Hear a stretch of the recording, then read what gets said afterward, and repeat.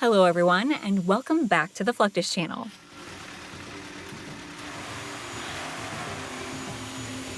Today, we're looking at a unique intersection of necessity, creativity, and pop culture through the lens of Indonesia's motorcycle scene, culminating in one of the most eye-catching custom builds you will ever see: the Batman bike.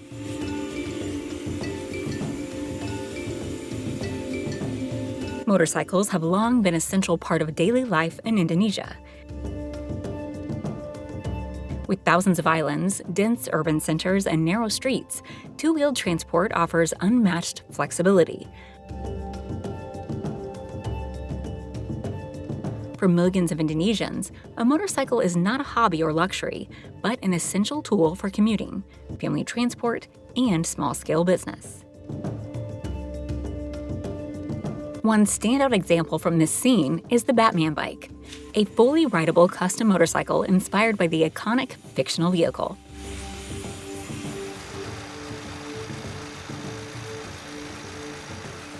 Karena aku suka, aku suka bikin sendiri. Aku yang bikin khusus aku.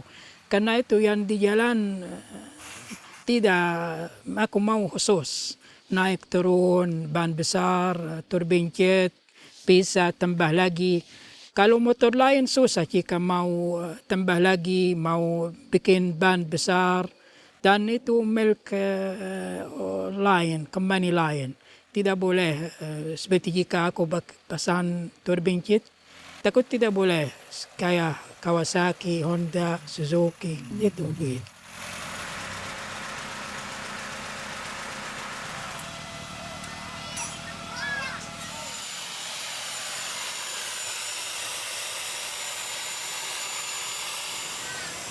Building the Batman bike required ingenuity rather than expensive components. The frame was constructed using mild steel tubing, shaped and welded by hand.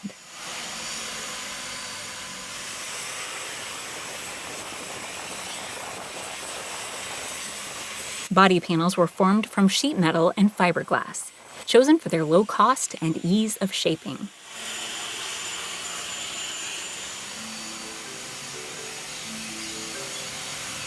Many parts were recycled from older motorcycles, including suspension components, wheels, and braking systems. The total cost of the build was surprisingly modest, often reported to be comparable to that of a used commuter motorcycle.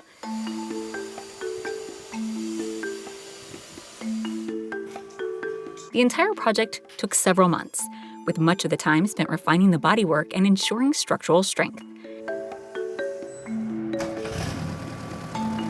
This slow, hands-on process reflects the patience and craftsmanship common in the Indonesian custom scene.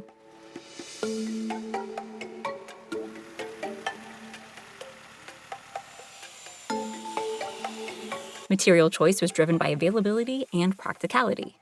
Steel provided strength and repairability, while fiberglass allowed complex shapes without expensive molds.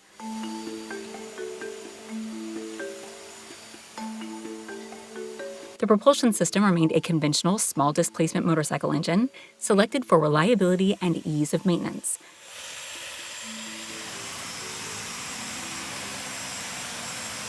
Kalau masalah, kalau ini motor bukan buat top speed atau karena buat lari ini karena di sini tidak bisa lari, tidak ada jalan khusus lari.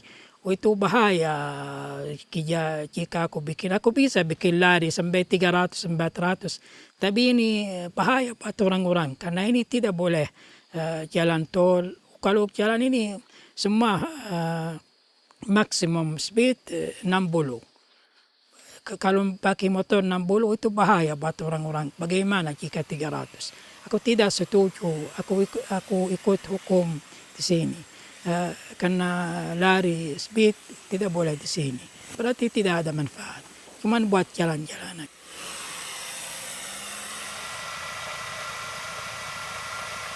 Rather than chasing high-speed performance, the builder prioritized smooth operation and everyday usability. What truly sets the Batman bike apart are its visual and functional features.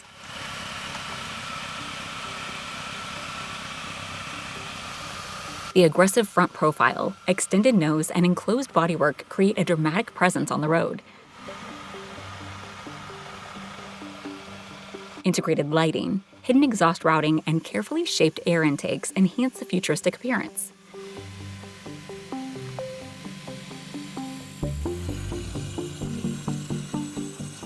Despite its extreme design, the bike retains functional steering, suspension travel, and braking suitable for real-world riding.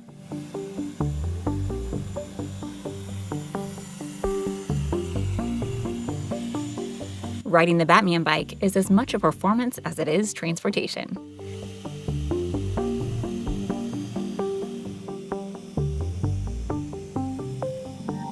The low seating position and stretched wheelbase change the riding dynamics, demanding careful handling at low speeds.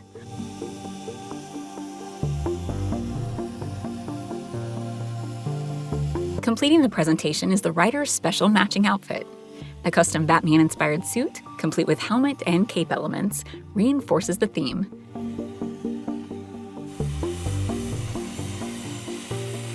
This attention to detail reflects a broader cultural emphasis on storytelling and spectacle within the custom bike community.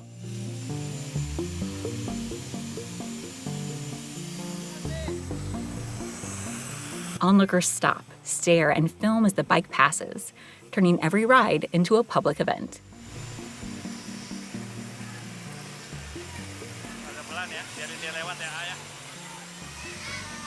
The experience highlights how motorcycles in Indonesia often serve as moving art pieces rather than mere vehicles.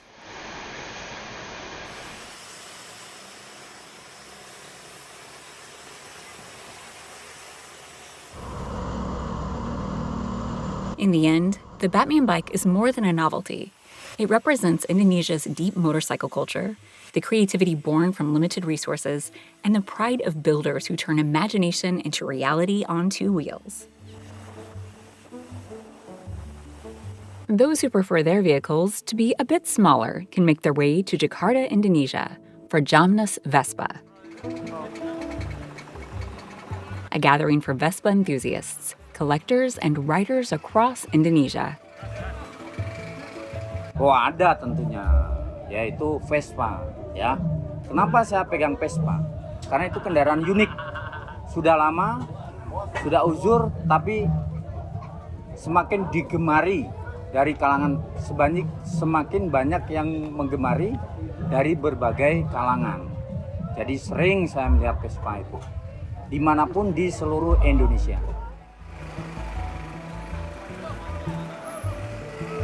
For many attendees, this is not just an event, but a yearly pilgrimage that celebrates identity, friendship, and craftsmanship.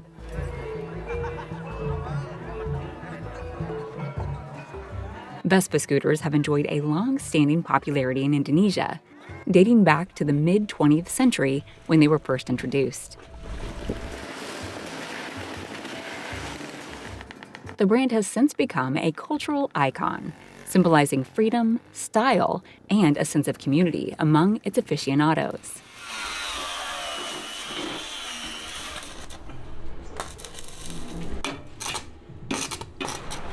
Participants often show up with all sorts of unique modified vehicles, each one representing a completely new take on the classic scooter design.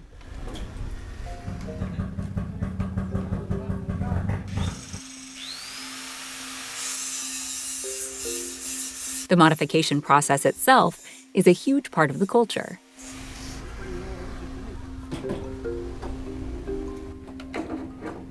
Enthusiasts use scrap metal and other vehicle parts to craft their own personalized vehicles, sidecars, and shells, turning each Vespa into something completely unique.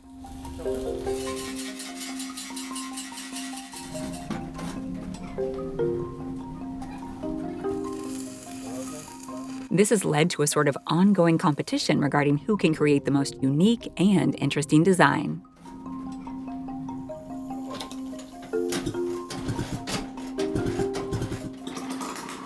While Vespas used to be quite accessible, they're not prohibitively expensive for many living in Indonesia.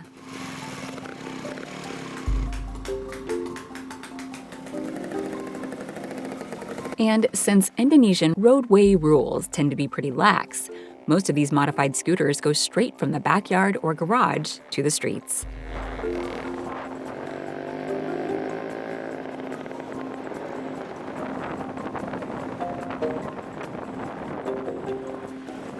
With its lush hills and fertile valleys, the Regency surrounding the city of Tasikmalaya in Indonesia is well known for fruit production and rich forestry resources.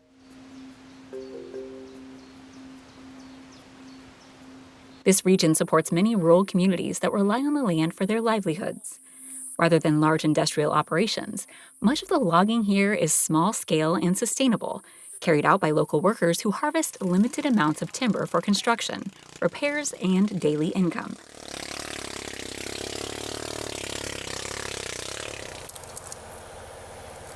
Every morning, teams of loggers arrive at their work sites deep inside the forest.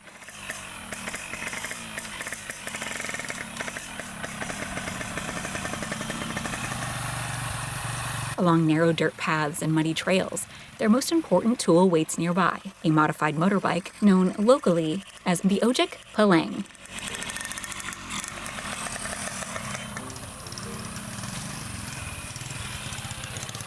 Unlike regular motorbikes, the Ojek Palang is fitted with strong wooden extensions mounted on either side of the frame. These extensions are built by local craftsmen using simple materials, yet they transform an ordinary bike into a powerful timber transport machine. Before any cutting begins, the workers prepare the area carefully. Forestry ropes are wrapped around tree trunks and branches, allowing the team to control how the tree will fall.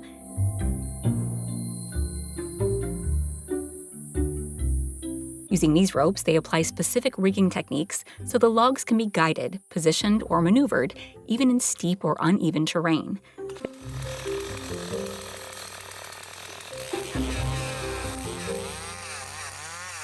Years of experience allow the logger to make precise cuts with the chainsaw so it can fall in a certain direction.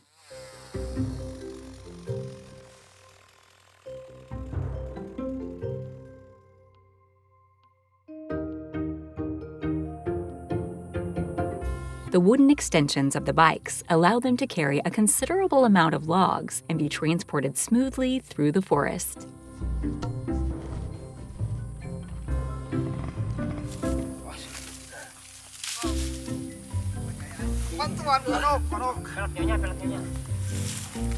Even large-sized logs that must be lifted by 5 people can be placed on the motorbike.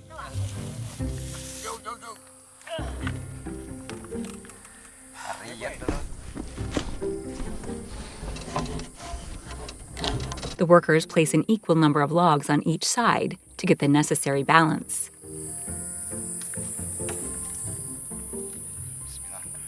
With each log placed on the bike, the driver seems to get inside a car cockpit, showing how powerful this bike is.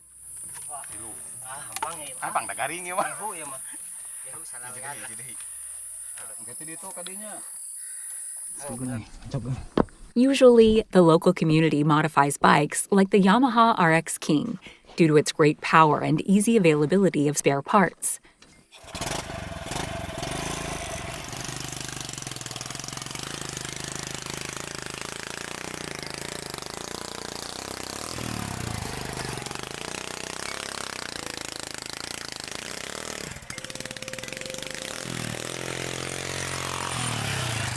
If an issue happens with the bike when transporting cargo, the workers can easily repair it thanks to its simple design. Naruh kayunya harus seimbang dan harus sesuai kemampuan yang dibawanya. Jangan melebihi batas karena kalau melebihi batas bisa celaka lah. Atau ada resiko buat motor.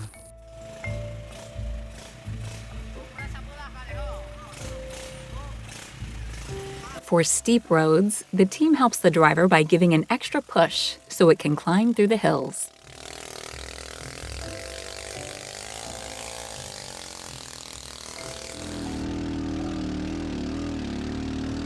This shows that it is crucial for this team to have experienced drivers who can handle this rough terrain.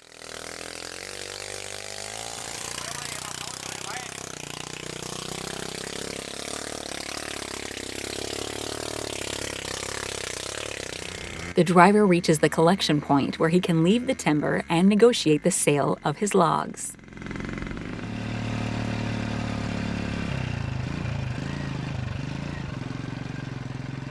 Ojek Palang itu emang kalau beli dari medan jalan model ginian selalu pakai ojek Palang, Bu. Soalnya ojek Palang itu biasanya bawa kayunya hampir 500 cm, Bu, bawanya satu palang itu. Iya, 500 cm. Jadi hampir setengah kubik itu bawanya.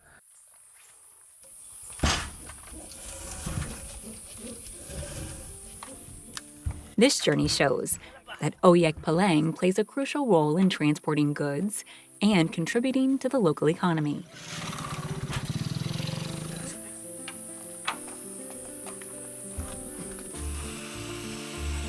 These stories all point to the same truth. Across Indonesia, motorcycles are far more than simple machines. They're tools for work, canvases for creativity, and lifelines for entire communities.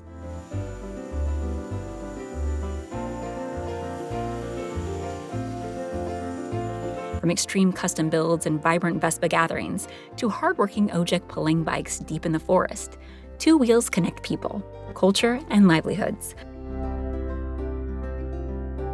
It is this blend of necessity, ingenuity, and shared passion that keeps Indonesia's motorcycle culture moving forward every single day.